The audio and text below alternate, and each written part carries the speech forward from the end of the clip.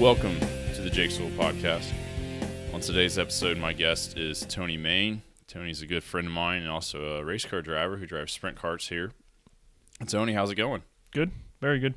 Lovely, snowy, cold day. Yeah, March 31st here in Indiana, and it snowed like 3 or 4 inches yesterday. You must be loving that for race season. Yeah, it's a wake-up call that it's not May yet, so. I was hoping you weren't going to be too mad. I know you're a huge Boilermaker fan, and I don't want to throw salt in the wound, but it had to be a tough one last night. Yeah, at least being there is reassuring to get through the Sweet 16, but on hopefully what is a rebuilding year since we're only losing 2 that didn't have gigantic impact most of the time. So. Right. Well, Tony, I wanted to have you on. Obviously, we go back a long ways. We've known each other a long time. You are a race car driver. You drive sprint cars around here. And when did you start racing? 9. So you're 9 years old wheeling a race car around. Yep, started in quarter midgets, and it probably started, the fascination with racing started a lot earlier than that with my dad being involved and around. Met my grandfather running some jalopies back in the mid-50s around Randolph County, so it was, the gearhead thing was always there, and we just found an avenue for it, or Dad found an avenue for it when I was 9. I had a pretty awesome Christmas. Yeah, it must be a great Christmas present for a 9-year-old boy to get a race car. Yeah. Well, it was both. It was my sister's and my car. It only took about a year before she was done with it completely. So. Now, what class was that? Where did you start at? In a quarter midget. It's basically a full cage. They get called go-karts often, but it's a full cage car with a full suspension, solid front and rear axle, 5-horse Briggs to the Honda, what was the GX 120, 160 motor. So you start out with like a stock 5-horse. Yep. Now, how's that progress up as you get older? There's a couple different engine options in the quarter midgets to go faster, and then it's jumping out of the quarter midgets usually by 14 to 16 into a micro or mini sprint, which is a same basic open wheel structure, into a 600cc bike motor, crotch rocket motor, still chain drive, and then that can progress and you can run that, and there's guys that are still racing competitively. You know, you see all ages through the micro range, but we were able to make another jump into a Focus midget, which is just a little bit more horsepower, a little bit heavier car, a little bit longer wheelbase, and got to run some bigger tracks, a lot of different tracks throughout the Midwest with USAC in the Focus Midget Series, and that would have been in the 2005, 2006 time frame, when kind of at the tail end of that series, being very strong. So in that time frame, we were able to jump into a sprint car, or started working on a sprint car, and able to jump into one. I think it was like 2008 probably, when we actually ran our first race with our car. So how old were you when you got into a sprint car then? The first time I drove, I think I would have been 17, and then the first time in our car would have been 19. Now, a lot of people listening might not know.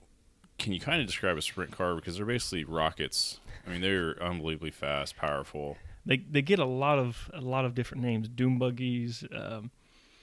This is something that I've heard them called regularly. But an open wheel, tubular frame chassis, solid front and rear axle, and it's a small block. Most of them will be small block Chevys, around 400 cubic inch, mechanical fuel injection, running on methanol alcohol, and typically in the 800 to 900 horsepower range.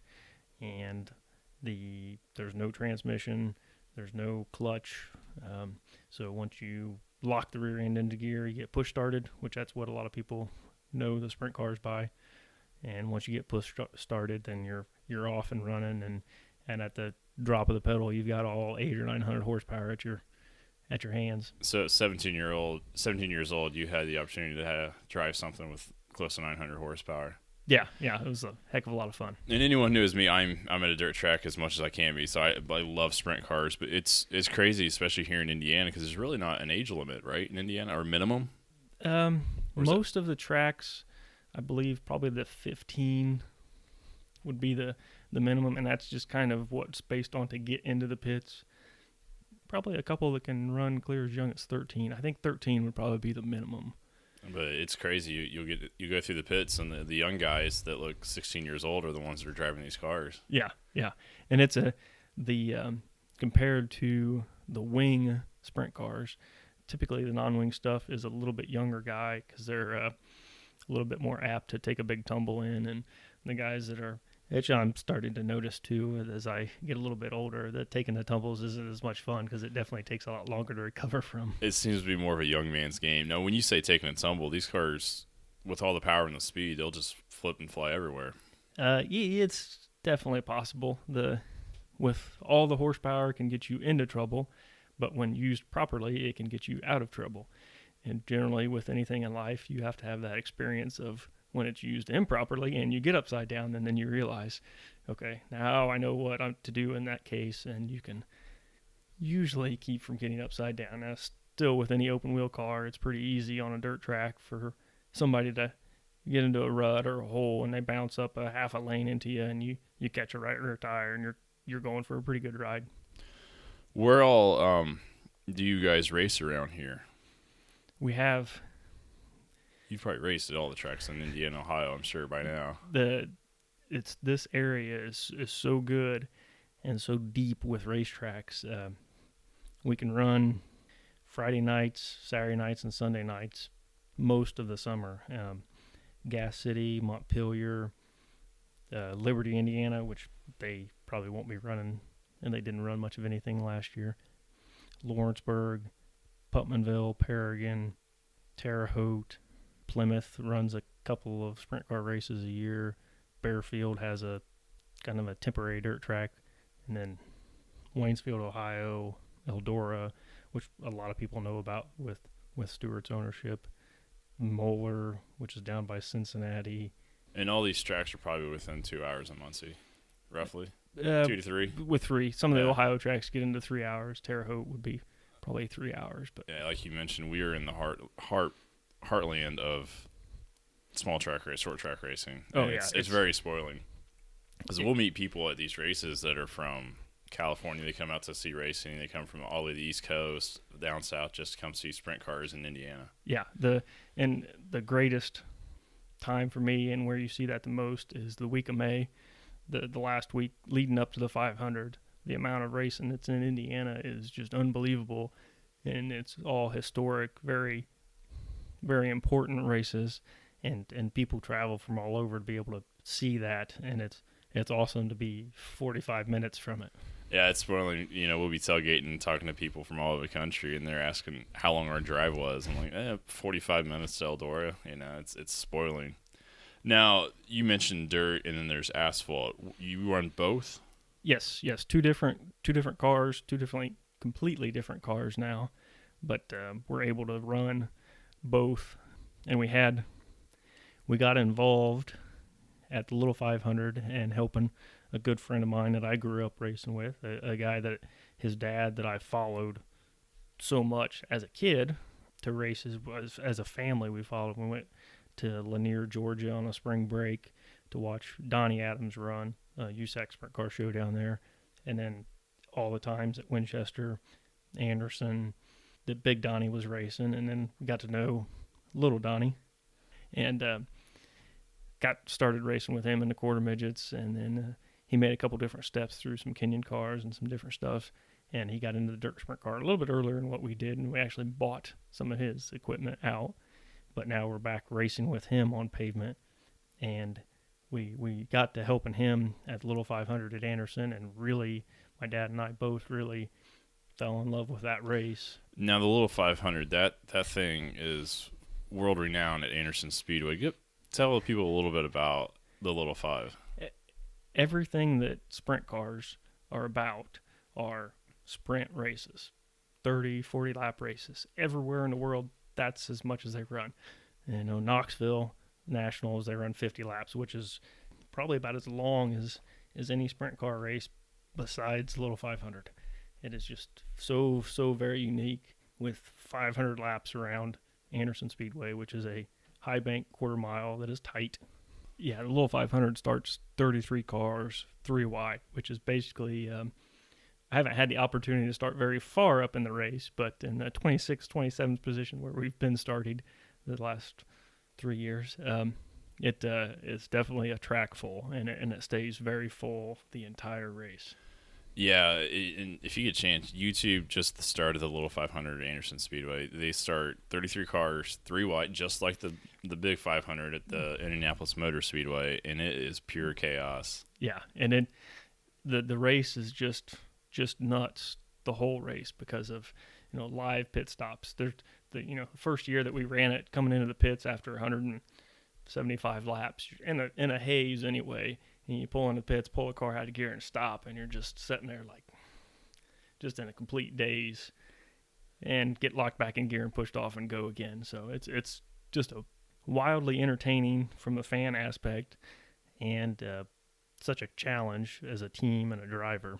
How physically demanding is that? Because, like I said, Anderson's quarter mile, not a very big track, very fast, very high banked. To go around that place 500 times in a few hours, what's that like when you get out of the car? You're numb. Everything's numb. just numb. The rookie drivers meeting, I can remember listening to Brian Tyler, Jimmy McCune talking about, make sure you have your suit folded and everything flat, your fireproof underwear flat underneath you, because any little fold or ripple in your suit, and you sit on it for 2 hours in the race, and your whole leg will be numb. Yeah, someone had to learn that the hard way, I'm sure. Yeah, and no matter what you do, the first race I was really pacing myself, really taking it easy, and I got toward the end of the race, and thankfully I still had some left in the tank for me to be able to hustle at the end of the race. But you go through a long run, and you could be in a complete daze. You just get into a muscle memory of you're just turning 11.5, 12-second laps during the race. So they click off really quick. Yeah, I don't think a lot of people appreciate the physical strain and the mental concentration of everything, whether it be a long race like the 500 or even a 30-lap feature. Yeah, the short races are, and especially with the dirt car, more physical in a short amount of time because you're hustling and you have to push so hard the whole time, and you have to concentrate on what you're doing to right, because you just can't have a mistake. With a level of competition in Indiana, you just can't have a mistake. And the little 500, at least, you don't have that level that you have to be perfect every lap, but it just becomes such every 5 or 10 laps, you have to, thankfully, able to run radios to have somebody in your ear telling you, yeah, your lap times are starting to drop off, or you can, under a yellow, somewhat talk to somebody to get your head back on straight. Now, is that your favorite race of the year? Is that the one you can put on the calendar and look forward to? Yeah. After running it, we finished twice. Now, we've ran the whole race twice. Last year was a very short race for us, but it's so special. The whole week leading up to it of practice, qualifying, and bump day, there's just a lot of stress. Last year, I think 43 or 45 cars took time. After the first day of qualifying, we were sitting like 35th. So we weren't in the field. We had to come back on bump day and be able to actually bump back into the field. So it seems like the dirt track racing has always been real popular, and it seems like car counts are consistent at about all the tracks. But it seems like there was a stretch where asphalt fell off, but it seems to be coming back a little bit. Yeah, it drastically fell off. USAC pulled out and pulled out of their national. The pavement was not part of the national points, so it pretty well dropped off. And Rick Dawson, Anderson Speedway, has worked really hard at building back. And last year was the start of that they had some Thursday night races throughout the summer that brought more cars out, more chances to run. And it's been good. And this year looks to be even stronger with what Anderson has done and what the Auto Value Super Sprints have done to be able to have more of a non-wing schedule. Now, is that one of your favorite tracks, or is that one... What's your favorite track? How about that? I had to make notes because I have tracks that go both ways. Gas City is probably one of them that is my favorite and my least favorite in the same sentence. Which it's dirt, right? Yes. Now, can you talk a little bit about the difference between a dirt race as far as how you drive the car compared to a asphalt? Depending on the track tackiness, the how the track is prepared for that night. The dirt track you're much more aggressive on. It's how hard you can drive the car, how well you can get this car set up to be able to drive just as hard as possible. Where pavement in the track, you see changes, but they're mostly just based on temperature, the ambient temperature in the sun, the track temperature. But it's a lot more finesse. It's very much more calculated, very much more scientific on with your notes on what stagger you have, what you expect with what temperature. The car will generally, and the track will generally do the same thing. Much, much more finesse. Where dirt is a lot harder driving, more physical in that you attack the track. You drive aggressive. So Gas City is a yes and a no on liking. Yeah, it's our most local track for us because it's 45 minutes, and on Friday nights it's great to be able to go run 45 minutes from home. Now with Jerry Gappins promoting it, it's the payout as well, the car count. It's been building. Everything is good. It's back to running weekly, but it's on some nights.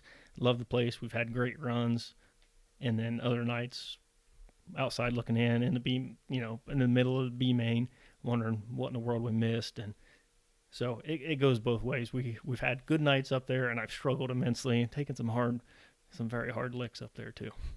As far as dirt, one of my other favorites would be Lawrenceburg.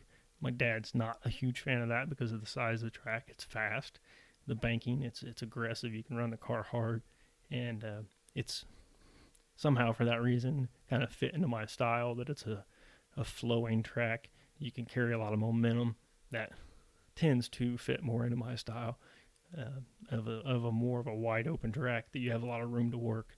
And that's always what I come back with when Dad says he doesn't like it. Well, if stuff happens, there's a lot more room. Gas City, if stuff happens, you're pretty caught up in it pretty quick. Yeah, Gas City is a little quarter mile, and then Lawrence was about 3/8, a little bit wider 3/8. Yeah, bigger I track. think that's what it's built at, is a 3/8. Is there tracks that you'll run, but you're like, man, I can't get in this place, as far as from a driver standpoint? Last year we got to run Terre Haute. I would love to go back to Terre Haute because it's, the first time showing up there, it was definitely in my head. This is big and fast. In the B main, I about took a huge ride because the car bicycled really hard on us. Got up on two wheels, getting into one. But I would really like to go back.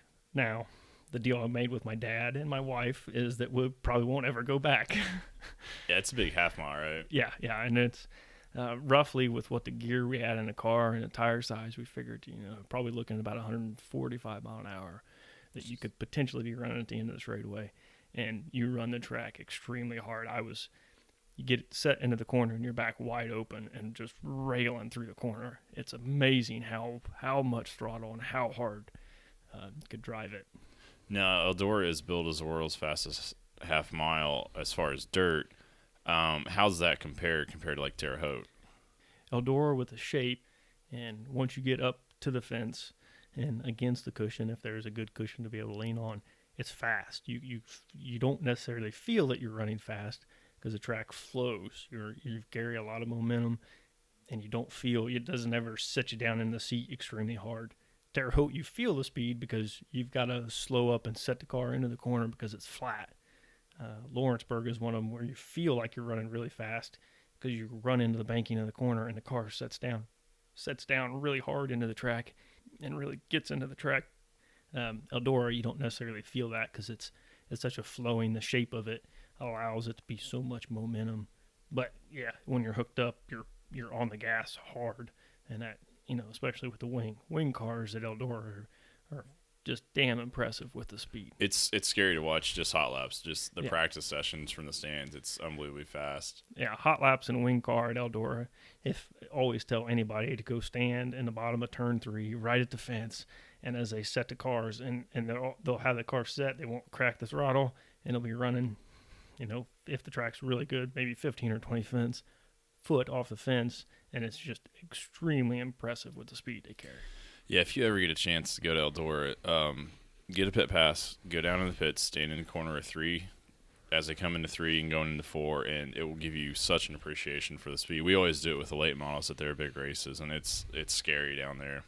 A track I saw that you practiced at recently, or in the fall, I guess, was Winchester Speedway, which is a big half-mile asphalt track, very similar to Bristol. Yeah, and I can't say that's my favorite quite yet. I grew up the Thursday and Saturday night thunders that were the TV races with ESPN. My dad worked on the fire crew, so I spent a lot of time sitting inside of turn 2 at a lot of races at Winchester. I really love the history of the track, that it was built in the teens. It has so much history for Randolph County, so much history in racing in general. The Central States back in the 20s and 30s, and USAC's involvement with Winchester. Amazing racetrack. And to go hot lap there with the pavement car was... So what was that like going around that place for the first time? It was really awesome to roll out on the track. And the first few laps standing on it, you can't breathe. I mean, the track is so fast, and it drives a lot like a dirt track, because it's not that it's rough, it's just kind of undulating. It's an old racetrack.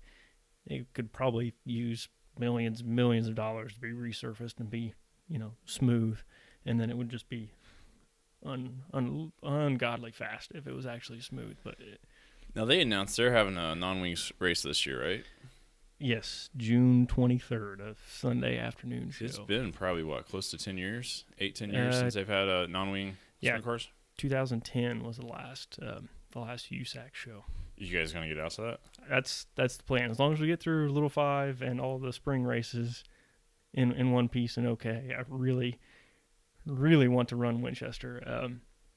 With a short time that I spent working at Asphalt, which is what Charlie Shaw, that owns the racetrack, also owns a casket factory. So working there, I got to know Charlie well and Kurt Daughtery, and that enabled me to go the hot lap last fall.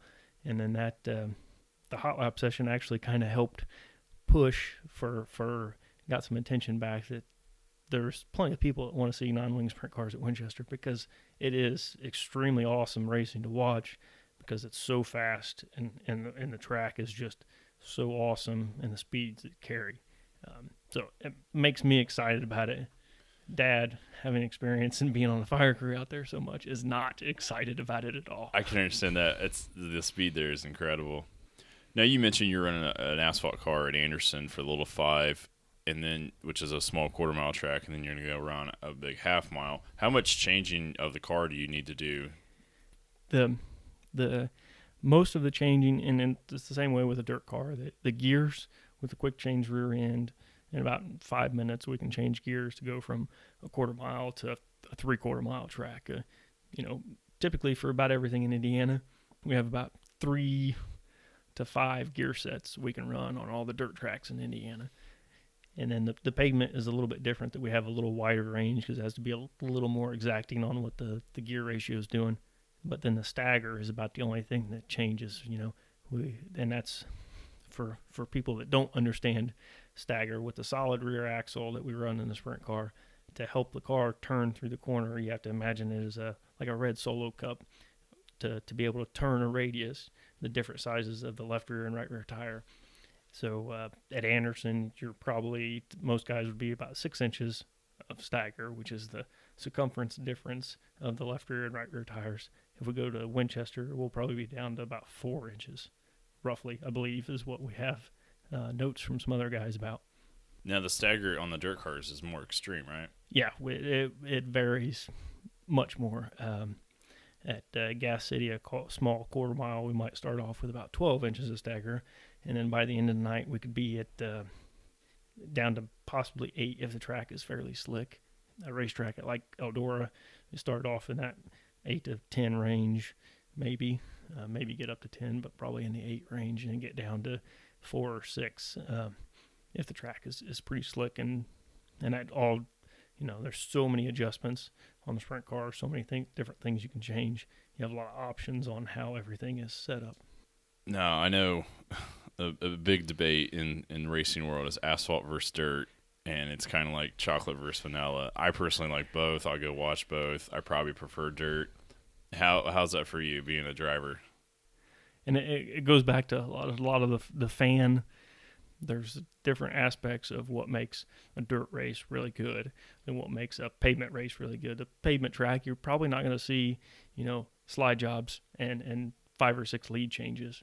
But if you see a guy set up and make a pass and work, you probably would have to work harder to make a pass, but to make a clean pass on pavement where it takes 4 or 5 laps to set it up and to get a big run on a guy and make a pass, say more of the educated fans would see that and appreciate that. Where on dirt, you don't have to, if somebody makes a mistake, you can jump on it and you can have a possibility of making a pass right away. You don't have to set it up as much. So I'm pretty split too. Yeah, I've seen great racing on both. I can't, and something the pavement has that the dirt doesn't necessarily have is in a longer race. Most of the Thursday night races that'll be at Anderson this year are about 125 laps. And that really is a pretty good number for Anderson because with a new set of tires on at the beginning of the race, everybody can run really hard. You get 120 laps on them, and the guy that's got the best setup is going to really shine at the end of the race because nobody has tires left. So the guy that managed the tires the best has a shot at being able to make quick laps still. So between a full-time job and obviously just setting these cars up and taking care of them, I'm sure takes a lot of time. We pretty well averaged early when we started racing with the sprint cars. We roughly figured about 40 hours a week between me and my father and any crew help we can get at the house. At the shop, we basically spend about 40 hours in the shop throughout the summer from night to night without a whole lot of damage if we don't have a lot of crash damage to fix. So, like I said, full-time job, this time on the car, you're married and you have 2 kids. You must have a really understanding wife. She's been really good. She was around racing and met through a mutual friend at the racetrack. So she has been involved and knows from the beginning we were already racing the sprint car. So she knows and has been around it all. So it wasn't a real shock to her. It would be for most, or I'll say all wives, it would be a real shock to a lot. So she's kind of been slowly eased into it as we've been dating and then engaged and married on the expense and the time. Yeah, what's like some of the expenses on these cars? Because like I said, you produce that much horsepower, it's going to cost a lot of money, I would assume. It can cost a whole lot of money. If you look at the World Outlaws guys, they're probably spending about $50,000 on an engine, and every 8 to 10 races they're spending $4,500 to $6,500 to have it freshened. We're obviously not at that level that we're spending on our engine, but we're doing everything ourselves, where we basically run about 2 years on a rebuild, and then we do the rebuild basically in-house. We have several machine shops within Muncie, the local area, that take really good care of us on being able to do some really precise, really great machine work for us.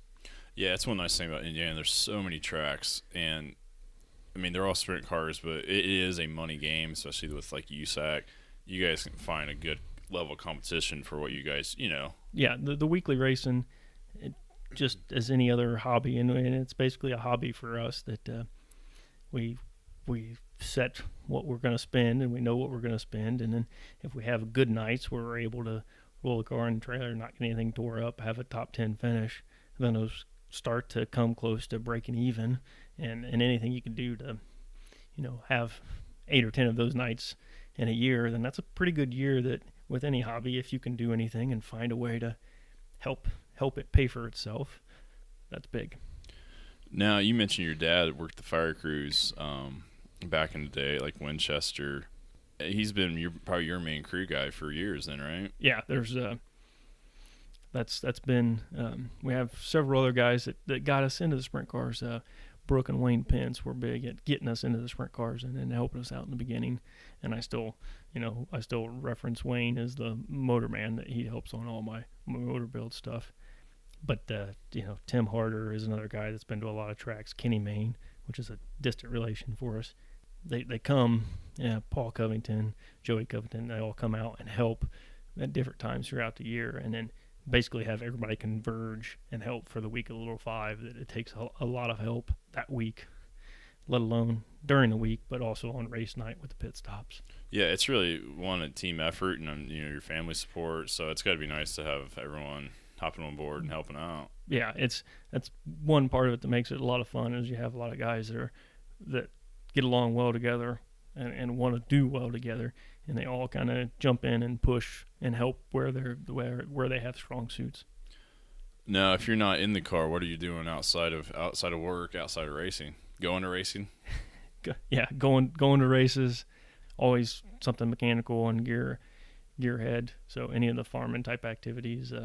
We've been in our house about 2 years now, so the regular home maintenance stuff and cleaning up pastures and trying to work in a barn, and I'll say just a lot of general yard work. But snowmobiling is one activity in the wintertime that I definitely enjoy doing, and I haven't been able to do as much of in the last 3 years as I would like. Now, I know you and your family have been going to the 500, the Indianapolis 500, for how many years in a row now? I haven't been as many years in a row, but I have an uncle that's been, he's probably 40 years in a row would be my guess. And then we have a group of sometimes 6 or 8 mains that are all sitting in the same spot at the 500. The last 4 or 5 years for me has been pretty enjoyable going after the little 500. And see what 2015 and 2016 when we ran and finished the races, to get home and in bed about 3:30 or 4 o'clock, and then because of said uncle wanting to be at the racetrack at 8 o'clock, waking up about 5:30, and then leaving for Indianapolis and just being completely exhausted and laying around until the start of the race, and then getting in and being able to watch the race. And it's a lot of fun. It's a good, just like anything else, kind of a little bit of a family tradition that a lot of people enjoy, and it's awesome to be there at that race with that many people.